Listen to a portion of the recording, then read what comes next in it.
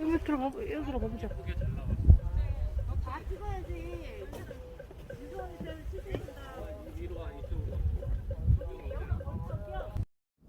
원장 선생님이 뭐라고 얘기했더라?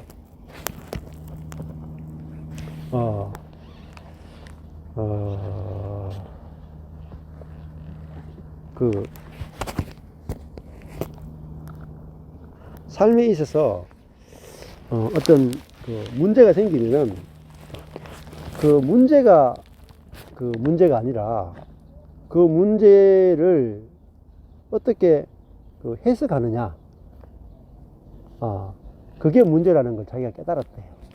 그 원장 선생님 그런 이야기 하는 거예요. 그래서 아내도 똑같이 그렇게 이야기하고, 우리는 문제가, 예를 들면 이번에도 이제 뭐 이런 사건이 있어요. 목사님, 그 손주가, 그 시험을 쳤는데 처음으로 이렇게 1점인가 모자라가 떨어진 거예요. 그래서 다음 시험은 꼭 붙도록 기도 요청한다는 게 올리셨어요. 그러면은 시험 1점이 모자라가 떨어진 것은 문제잖아요. 그러니까 그것이 문제는 여전히 문제로 남아있죠. 근데 그것이 어떻게 문제가 안 될까? 그러니까 그게 해석을 이제 해야 되는 거죠. 그 시험 쳤는데 1점 모자라가 떨어졌다. 그 말은 하나님이 더 열심히 해서 1점 올려가지고 합격하라, 이게 하는 뜻이 아니고, 지금까지 합격했던 모든 것들이 하나님의 은혜로 된 것이구나를 깨닫게 하는 게 이거지. 그래서 떨어지니까 지금까지 내 실력으로 붙은 게 아니고 하나님의 은혜로 내가 붙은 자구나. 이게 내 인생을 그 하나님의 관점으로 해석해내는 게 문제죠. 근데 그 해석은 안 하고 우리는 기도해가지고 이번에 떨어졌으니까 다음에 하나님이 축복해 주셔가지고 능력으로 다음에는 붙게 해주세요, 이 기도하고 있다니까요. 그 기도하는 사람은 끝이 없는 거예요. 예를 들어볼까요? 그러니까 다음에 합격했다고 칩시다. 그러면 그 다음에는 그게 미국의 주 대표예요. 한 주의 대표야. 근데 요번에 시험에 합격해야 주 대표가 돼요. 그러면은 이 문제 해결됐다. 그러면 그 다음 뭐 주 대표인데 그 다음에는 뭐죠? 미국 전체에 또 대표로 나가야 될 거 아니에요. 거기 가면 또 시험 칠 거 아니에요. 그럼 점수가 또 높게 나와야 돼. 그러면 또 점수가 높게 나오도록 기도해야 될 거 아니에요. 그럼 거기서 또 딱 대표들이 붙는데 거기서 뭘 기도하겠어요? 미국 전체에서 1등이 되도록 기도할 거 아니에요. 1등이. 1등이 되도록 기도한다면 그 다음 또 뭘 기도하겠어요? 1등이 됐으니까 그 다음에 나사에서 최고 좋은 자리에 가도록 또 기도해야 될 거 아니에요. 그건 뭐예요? 안 되면 1등이 안 되면 어떻게 하겠어요? 하나님은 능력이 없으시면 이렇게 된단 말이에요. 네? 하나님은 저 잡신들보다 능력이 없으시면 이렇게 된단 말이에요. 그러니까 우리 인생에서 주어지는 일들을 하나님의 관점에서 보고 하나님 마음으로 보고 해석해내면 두려움이 사라지거든요. 두려움. 그러니까 그 권장님이 이런 표현이에요. 우리 인생에서 죽음만큼 두려운 게 있나? 죽음만큼 두려운 게 있나? 근데 죽음조차도 그것이 내가 해석이 되면 두렵지 않단 말이죠. 근데 죽음이란 문제를 해결하려고 하면 두렵잖아요. 왜냐면 해결이 안 되잖아. 어떤 사람이 죽음이 해결됩니까? 해결이 안 되잖아요. 죽음, 그러니까 하는 말이, 원장님 하는 말이, 죽음도 해결 안 되는데 무슨 문제가 해결. 근원적으로 인간의 문제는 해결이 안 돼요. 기도해도. 죽음이 해결 안 되기 때문에. 그러니까 해결 안 되기 때문에 중요한 문제는 그 해결되지 않는 문제가 하나님의 관점에서 하나님 왜 이 문제를 해결 안 해주시는가, 하나님의 관점을 알아야 이게 우리 인생의 정확한 답이 된다.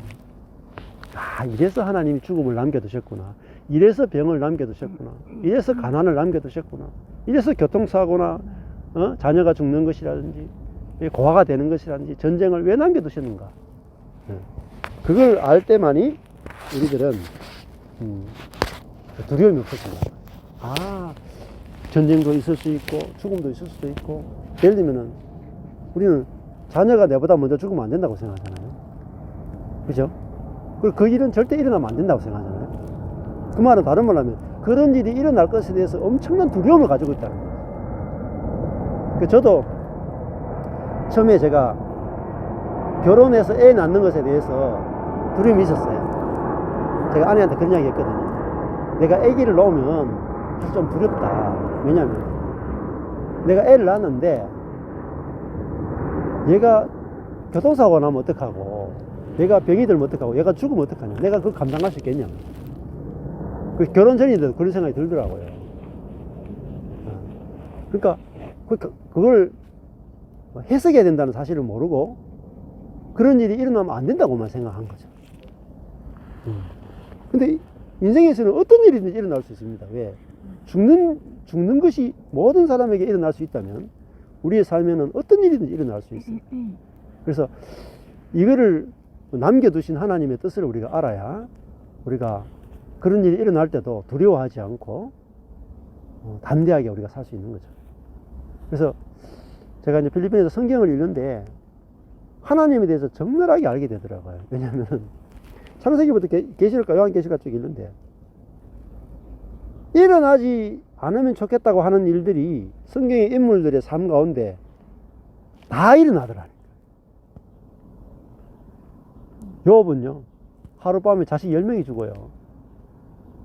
하나님을 믿는 사람의 삶에서 어떤 그런 일이 있을 수 있겠어요. 그 다음에 야곱은요, 딸 가진 부모가 자기 딸이, 자기가 예수 믿고 하나님을 믿는 사람에도 불구하고 딸이 강간당하잖아요. 그런 일이 일어나죠. 다윗이 하나님을 기쁘게 하는 자에도 불구하고 압살롬이 반역해가지고 자기 아내들하고 대낮에 첩들하고 잠자리를 가지고 자기를 죽이려고 달려들고 결국은 자기가 아들을 죽일 수밖에 없는 엄청난 비극이 일어나잖아요, 집안에. 그런 이제 비극을 보면서 야, 우리 인생에는 하나님을 믿어도 어떤 일이든지 일어날 수 있구나. 어떤 일이 일어날 수 있구나. 야곱을 보면서도 철저하게 느껴지더라고요. 요셉이 죽잖아요. 자기가 알기로는 죽었다 그러잖아요. 막 야곱이 머리가 막 휘어질 정도로까지 슬픔에 빠져 있는데 하나님은 사실을 안 알려주잖아요. 그렇잖아요. 그 10년이 넘어가지고 나중에 그 살았다는 소식을 듣게 되는데 그 고통스러운 시기에 하나님은 한마디만 찔러서 야, 사실은 요셉 그 죽은 게 아니고 저기 내가 보내놨어. 조금만 참아라. 그렇게 이야기해주면 얼마나 좋겠어요, 하나님이. 근데 입이 있는 하나님이 그 말씀 안 해주시더라고요. 제가 그거를 말씀을 읽는데 했는데 못 들었는데.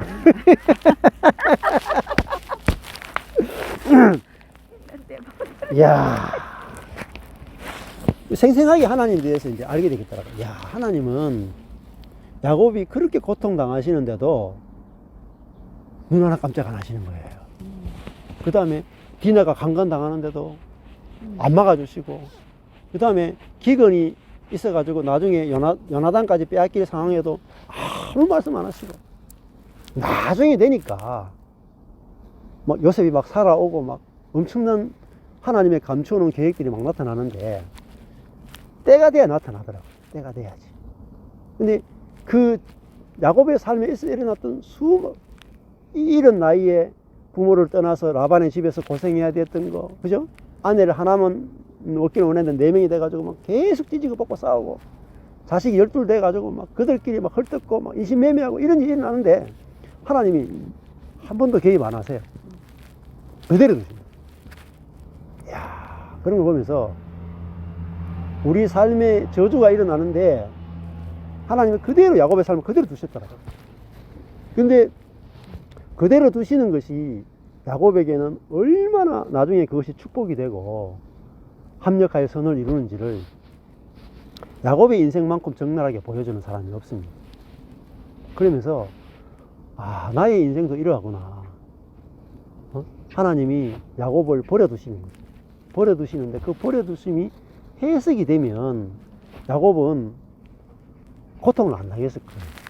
근데 하나님이 왜 자기가 그렇게 사랑하는 아들을 요셉을 죽이시느냐? 야곱 속에 뭐가 있냐면 요셉만 사랑하는 자기중심성이 있었거든요. 근데 요셉만 사랑하니까 다른 아들이 상처를 받아서 요셉을 인신매매하잖아요. 그러니까 자기 아들이 팔려가게 된 것은 자기 속에 자기중심성이 그 사건을 만들어낸 발단이었거든요. 근데 그 사건이 안 일어나면은 자기중심성이 이런 사건을 만들어냈다는 것을 야곱은 절대 경험을 못해요. 하나님을 원망할 게 아니라 사실은 야곱 속에 있는 철저한 그 편애하는 자기중심성병이 가정 안에 모든 문제를 만들어냅니다. 아내가 넷 있는데도 라헬만 사랑하잖아요. 그것이 내 아내 사이에 문제를 만들어내고, 또 자식들 편애하니까 자식들 사이에 문제를 만들어내고, 그러고 형의 것을 빼앗으니까 형하고 문제가 생기고, 라반의 집에 가서 속이니까 라반과 문제가 생기잖아요. 그다음 모든 문제는 이 야곱 속에 있는 자기중심성이 모든 문제를 만들어냈기 때문에 하나님이 그걸 통해서 고통을 겪으면서 야곱을 깨뜨려야 야곱이 자기중심성이 깨져서 그 다음에는 후반에 가면은 자기 자녀들을 하나님을 대리하여 축복하는 사람으로 바뀌거든요. 처음에는 그가 저주하는 사람이었는데 나중에는 축복의 사람으로 바뀌어지는 거예요. 네. 그걸 보면서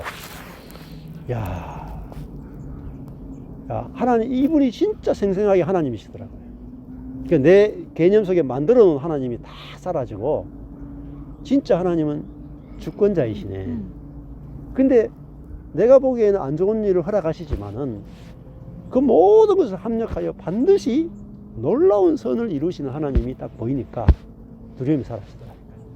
네. 그래서 우리도 이런 그 하나님에 대해서 생명의 빛이 비춰져서 하나님 우리가 선명히 안다면 우리 인생에 두려움이 사라지고, 하나님은 모든 것을 합력하여 당신의 뜻을 이루시는 분이구나 하면은 우리가 참 그 복음을 전할 수도 있고, 내가 안식이 되어서 하나님의 뜻을 전하는 그런 삶이 우리 가운데 이루어질 거라고 믿습니다. 기도하겠습니다. 하나님 아버지, 감사합니다. 우리가 우리 눈으로 또 우리 중심으로 우리 내 자신의 인생을 바라보고 목회를 바라보고 모든 것을 바라볼 때는 만족감이 없었습니다.